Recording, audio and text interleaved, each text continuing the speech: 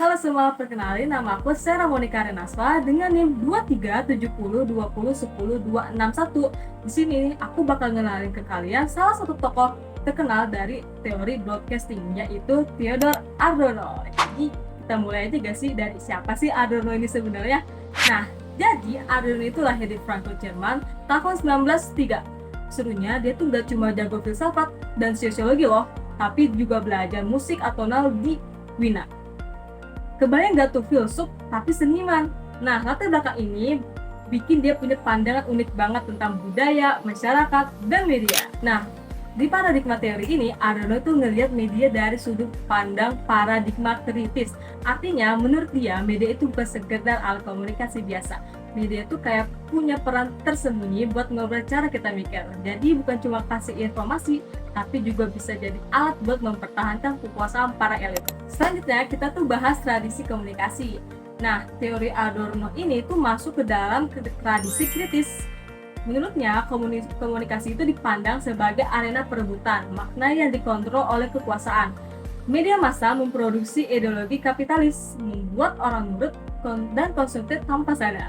Selain itu, teorinya juga nyambung ke tradisi semiotik dan sosiokultural karena makna dibentuk dalam struktur sosial yang ada. Selanjutnya, kita tuh akan membahas konteks historis. Nah, Adorno ini tuh ngembangin teorinya di era setelah Perang Dunia Kedua. Bareng Max Horkheimer, dia mencetuskan konsep culture industry alias industri budaya. Intinya media tuh bikin kita nggak sedih hibur, padahal diam-diam kita lagi dibentuk supaya nurut sama sistem. Coba pikirin deh, seberapa sering kita nonton hiburan kayak lagi scroll-scroll TikTok, terus yang kelihatannya tuh ringan, tapi ternyata punya pesan terselubung. Konsep utama dari Adorno adalah kritik terhadap industri budaya. Media dipakai buat nyebarin pola pikir yang seragam, biar kita jadi penonton atau konsumen yang nggak banyak tanya. Menurut dia, media itu alat ideologi dan kuat banget pengaruhnya. Nah, dalam metode penelitian, Adorno itu pakai metode kualitatif, tapi bukan yang survei atau wawancara ya. Dia tuh lebih fokus menganalisis isi dari musik, film, atau program radio. Nah, kalian tahu gak sih ternyata teorinya Adorno itu masih relevan banget loh.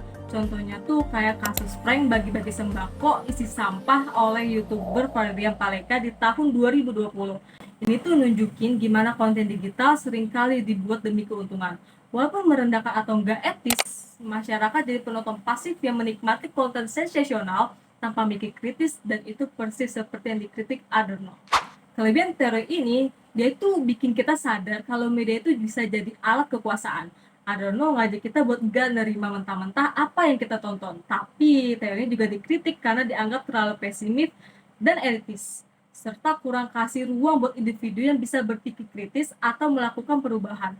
Pendekatan yang filosofis juga dianggap kurang cocok untuk media modern yang lebih interaktif. Jadi intinya Arnold tuh ngajarin kita kalau media itu bukan cuma hiburan. Di balik semua tontonan selalu ada nilai, ideologi, dan tujuan tertentu. Tugas kita belajar untuk lebih kritis, lebih peka, dan jangan mudah terbawa arus.